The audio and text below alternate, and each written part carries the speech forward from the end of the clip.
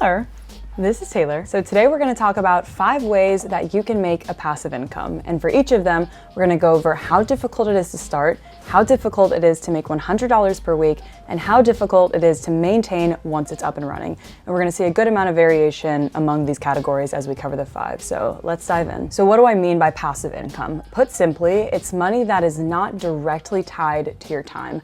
You put the time and or money investment in once in the beginning, and then you put it out into the world for it to generate income without it needing more of your effort. An example, you write a cookbook with all of your recipes once, and then it can be sold repeatedly forever with little to no additional work from you. Now, I think it's important to clarify that passive income is not this rosy, magical, get rich quick while you sleep thing. That literally doesn't exist. You need to provide some type of value in order to make any income. I also think we often associate passive income with hustle culture, starting multiple businesses on the side, Gary Vee, David Goggins. I actually think about it pretty much exactly the opposite, because passive income plus diversification allows you more freedom and time to focus on other aspects of your life without the stress of relying on one sole source of income. So as with all income streams, even passive ones require your time and or money upfront to get it started. So here is to getting them started, and let's kick it off with the king of all passive income streams, investing, with a focus on dividend stocks for this video. So this is one of the most straightforward passive income strategies out there, and I'm excited to talk to you about it. So if you're new to investing,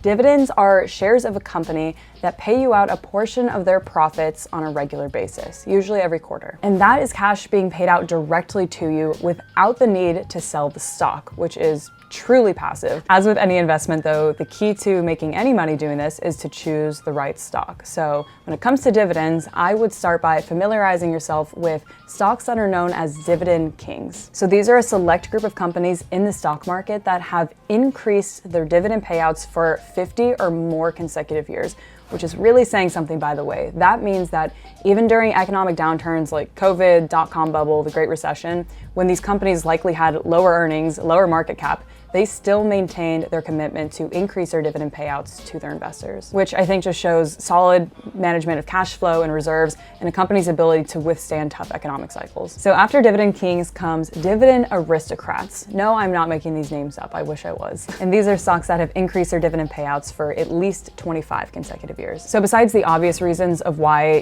dividend kings and aristocrats would be a good place to start because they're consistent and reliable, it's worth noting that there are a lot of companies out there, a lot of young companies that might draw you in by offering really high dividend payouts.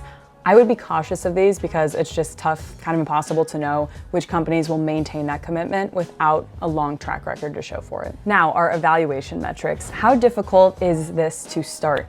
It is so easy. 1 out of 5. We're using my dog Willie instead of stars, so 1 Willie. All you have to do to start investing is download an investing app, deposit some money, and buy the stocks. My personal experience, I started investing when I was 14, just little bits of, birthday money here and there, and then more and more in high school as I started to make an income. And then after my internships in college, and now I invest a majority of my income. So point is, it is not hard to start, even at a young age. And good golly, will you thank yourself in 50 years if you do start at a young age. But no matter how old you are, the saying is the best time to start investing is yesterday, the second best time is today. And it's easy. Okay, difficulty to make $100 per week doing this. This is where things get a little interesting. Let's do some quick maths. So companies' dividend yields are calculated on an annual basis. So let's start by annualizing our $100 per week. That's $5,200 per year. Now let's take Target, one of our well-known dividend kings, and their current annual dividend yield is 3.05%. So to make $5,200 per year or $100 per week just from dividend income with Target, you would need to invest, wait for it, $170,491. So I would give this category 5 Willies. The capital investment needed to make a significant income from dividend payouts alone is quite high. Even still, any money is better than none, and you can kind of think of it as a tree that grows really, really slowly but steadily. And finally, difficulty to maintain. I would give this 0 Willies if I could. We'll give it half a Willie because you might want to check in on your stocks to see how they're doing every now and then. But even then, the long game is the best way to go for almost all investors. So dividend stocks are certified passive. Final note on dividend stocks, because I like to insert my little personal opinion here, I personally elect for all of my dividends to be automatically reinvested because I'd rather just have that money stay in the market and work for me for longer since I'm young and I can have a lot of years for it to grow. I would probably recommend doing the same if you're young and you have all that time. But at the same time, if you do have enough income invested for your dividend payouts to earn you a significant income, I could also see that being a really nice cash flow to have. So whatever works for you, that's just what I do. And none of that was financial advice, I think I have to say. All right, let's jump into our second passive income stream. And this one leans a lot more on the fun and creative side. So I'm excited to talk about this one.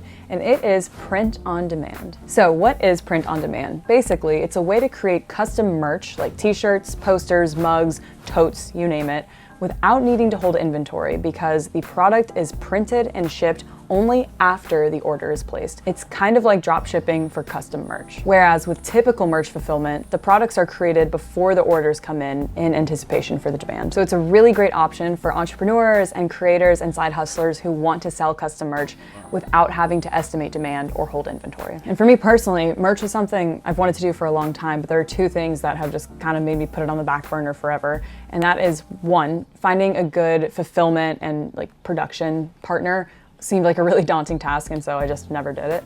And two, I literally don't have space to hold inventory in my New York City apartment in the event that I did any of the fulfillment myself. But print on demand solves those problems. So I can show you exactly how to do this, and I'm very lucky to have the world's largest print on demand network with over 140 production hubs in 32 countries, Gelato, sponsoring this portion of today's video. So I'm gonna use their platform to walk you through this process, and it's gonna be awesome. Anyone can do this. You don't have to be a creator with a big following.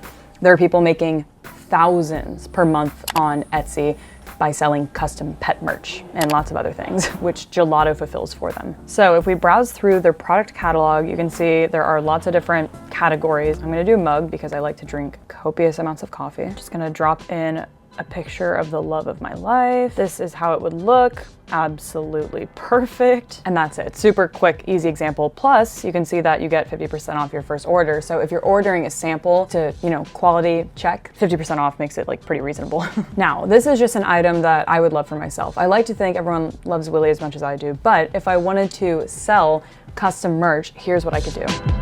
So I just made 3 really quick custom pet templates. I used Willy obviously, but I put your pet's name here so people can visualize what theirs would look like. And because Gelato integrates seamlessly with so many providers like Etsy, Shopify, a ton more, I could post these 3 things for sale on my Etsy shop directly from here. And one of the things that makes your life so much easier is that when the orders come in on Etsy, they're fulfilled directly, automatically through Gelato. They do the printing and shipping for you literally while you sleep once those orders come in. So a thought that I had that you might also have is with the print on demand model, does that mean that shipping times and lead times are a lot longer since you don't already have the item ready to go when the order comes in? Well, it turns out 90% of Gelato orders arrive within 5 days of ordering and 90% are produced locally because they have so many global print providers, which kind of blew me away. Let's say your Etsy customer lives in Australia. Gelato will find its nearest print partner in Australia to produce and then ship locally that item. So to bring print on demand back into the context of passive income, let's run it through our evaluation metrics. So difficulty to start, I would give 2 Willies. Of course, there's gonna be some time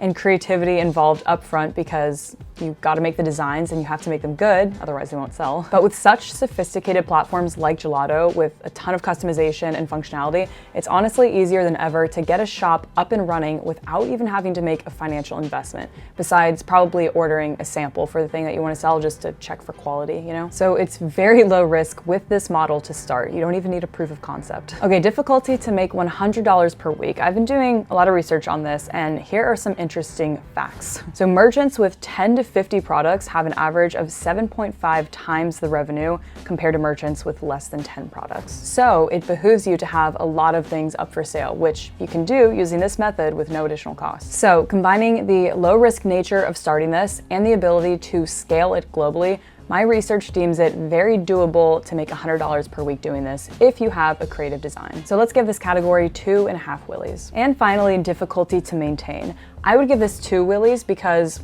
you're probably going to want to post more items for sale as time goes on and monitor your sales, which is some time investment. But for the most part, once the designs are created and up for sale, it is quite passive. So if you're interested in trying this for yourself, you can try Gelato for free and get 50% off your first order if it's placed within 72 hours of creating your account using my link in the description below. And thank you to Gelato for enlightening me on print on demand. All right, jumping into our third passive income stream. I'm also excited to talk about this one. Kind of excited to talk about all of them. And it's to create a digital product. So this is something that you create once, like a budgeting template or an ebook or an online course or a video scripting template, you name it. But before talking about a brainstorming exercise that you could do to figure out what you should make, let's talk about a few of the reasons why digital products are such a great business model for passive income. The first is really low overhead costs. So similar to print on demand where you're not holding inventory, a digital product is something that exists on the interwebs. So there's no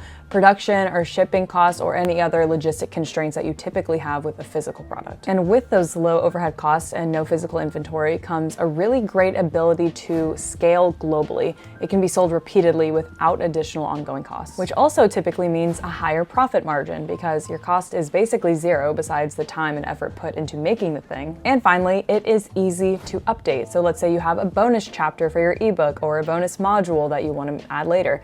You can do that with a digital product, which is pretty cool. Okay, so those are some reasons that I'm such a proponent of digital products. But the hard part is making something that people will actually buy. The key is to create something valuable that your audience actually needs, whether it's sharing your expertise or a tool. Same with YouTube videos. So for example, let's say you're a content creator that focuses on personal finance and entrepreneurship. Maybe there's a budgeting template that you made and show in your videos that your audience asks you for. Or if you're a cook and you want to share all of your recipes in one place, a downloadable ebook could be a great option. Or an online course is a really great business model for people who have expertise in one particular subject and want to consolidate all of their knowledge in one place via typically video modules. But what if you're not a creator that's already in a specific niche and you're trying to figure out what digital product to make? Again, going back to providing value, whether it's your expertise or a tool, think about what you specifically could provide value on. What is your competitive advantage? That's where I would start.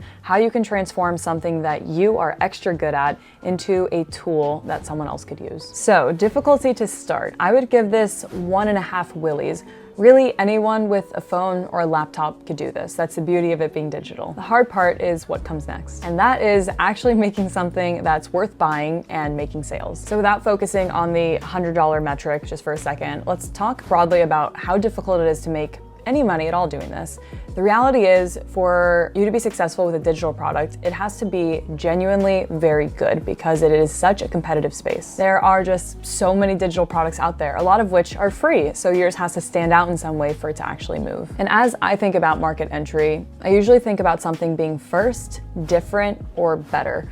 Obviously, those are not mutually exclusive categories, but let's say your digital product is first. It's the first of its kind on your market. You have a first mover advantage there. Let's say it's different, where maybe your product is something that's been done before, but you put your own personal spin on it, or maybe you added different features. Or third, it's better. It's something that's been done before, but yours just offers more value in some way. Now, let's say that you get to that point where you figure out a digital product that is genuinely really good. From there, I would say that making $100 per week on this is very doable. Admittedly, creators or someone with an audience will definitely have a tailwind here because you likely already have some folks that would buy your product just because it's yours, which is something of value in itself. So I would give this category 3.5 willies. It's not easy to make a digital product that is very good, but once you do, I think that hitting the $100 per week mark is very achievable. And finally, difficulty to maintain. So there usually is some upkeep here, whether you're updating your product or checking in on sales to make sure everything's running smoothly, maybe some customer service. But the hard part of creating the product in the first place is over,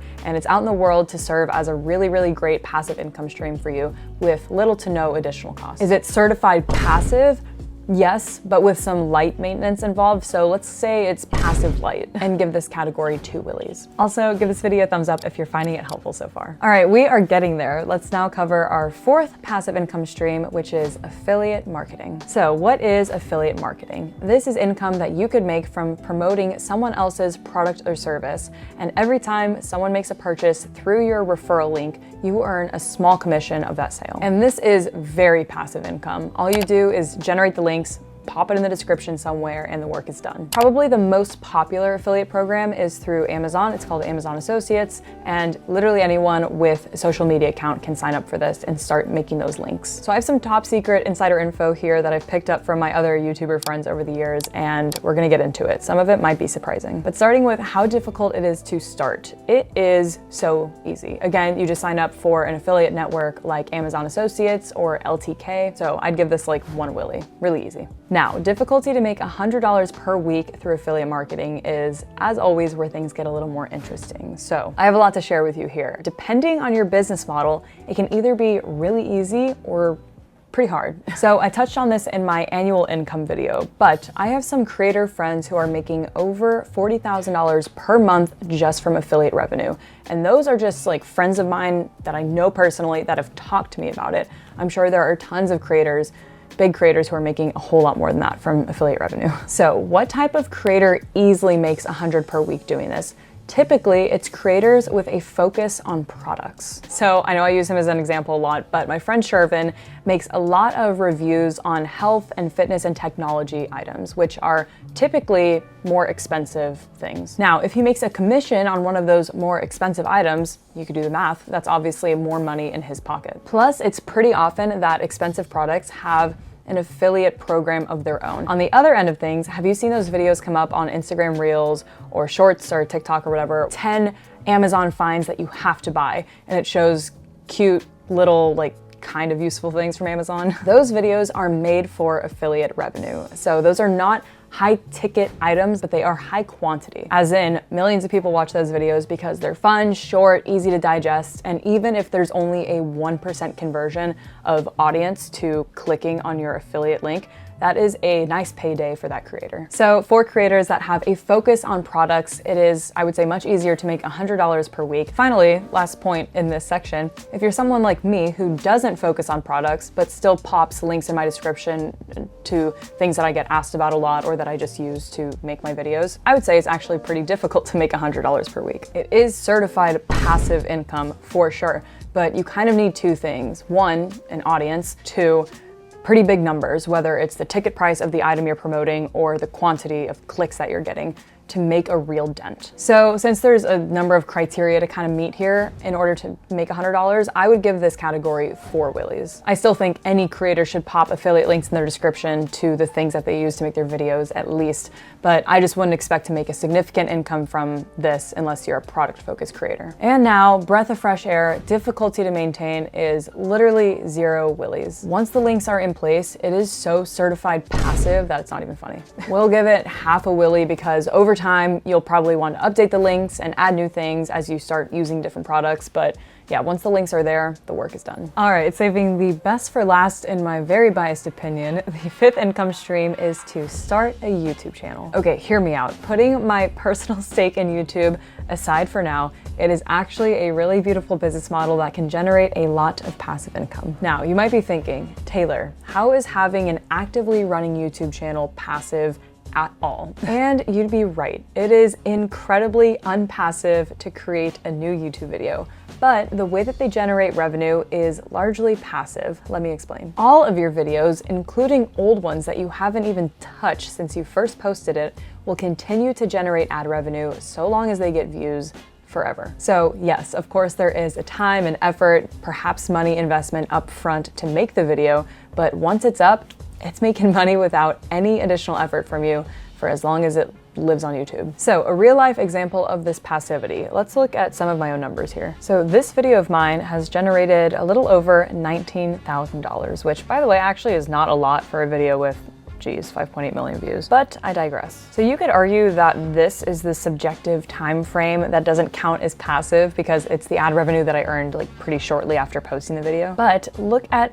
all of this passive income that it has generated over the last 2.5 years without me doing anything. Look at all these coffees this old video is buying me. $52 coffee, okay. But down to business. It's all fun and games to talk about, but how viable is it to actually start, make money from, and to maintain? Starting a YouTube channel is easy. You just have to open an account and film a video with your phone and then press publish. The barrier to entry is extremely low. You don't need fancy equipment, you don't need to spend money, you just need a computer or a phone and some internet connection. So let's say 2 willies. It's what comes after this that is the hard part. Now, difficulty to make $100 per week in YouTube ad revenue. Let's walk through it. First, you have to become eligible to make money on YouTube. And for this, you need 1,000 subscribers and 4,000 watch hours.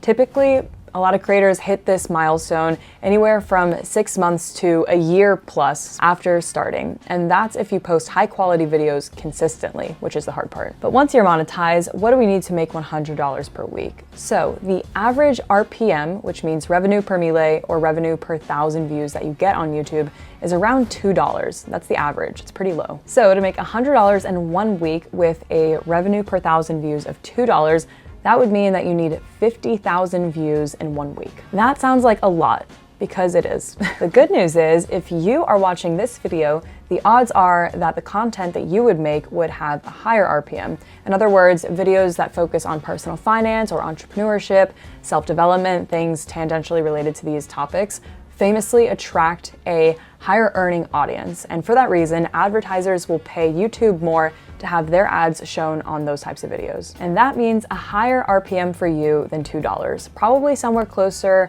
to $8 to $10, which also means you don't need quite as many views to hit that $100 mark. Now, these numbers sound huge and super unattainable. If it's any motivation, use me as a benchmark. I started making $100 in ad revenue per week when I had about 7,000 subscribers, so it's very doable. So anyway, taking all of this into account, I would honestly say that it is 4.5 willies to make $100 per week from YouTube ad revenue. Mainly because the first part of really grinding to get your channel off the ground, to get it moving, and then to continue making high quality videos consistently, that's the hard part. And that is what ultimately would earn you the $100 per week. The good news is that it's not quite as difficult to maintain once you have this kind of in motion. Now, I'm really proud of myself for this analogy I'm about to show you, but if you guys ever took physics, do you remember kinetic friction versus static friction? Basically, it is much harder to get something to start moving than it is to keep it moving. Now, this is a silly example. It's not hard to do either because I'm so big and strong. But if you think about moving a couch, the hardest part is that little jolt to get it moving. And then once it's sliding, it moves relatively easier once the hard part's over. It's the same with YouTube videos as it pertains to passive income. So once you have a long catalog of great videos behind you, that can help you do a lot of the heavy lifting in filling up that $100 per week jar. The difficulty to maintain those is 0. I'll still give this category 2 willies because you still need to be honing your craft and uploading new videos to maintain this well-oiled machine. But the income on old videos is certified passive. So these 5 revenue streams, I think, varied quite a bit in terms of difficulty to start, make money at, and to maintain. But what they all have in common is that they can allow you to diversify your revenue without trading too much of your time for money. And it really is these types of revenue streams that I personally am going to be striving for in my life, because that's what's going to help me lead a more balanced life, which is a big goal of mine. All right, question for you to leave in the comments if you made it this far. First, which of these 5 revenue streams would you be most excited to start? And second, if you could automate one part of your life, what would it be? If you found this helpful, please give it a thumbs up and subscribe for free. It helps the channel a lot and I'd really appreciate it. I also have more business and personal finance content coming soon that you won't want to miss. But until next time, Turtle out. Yo, hi. I'm getting a thumbnail. Do you like the pants?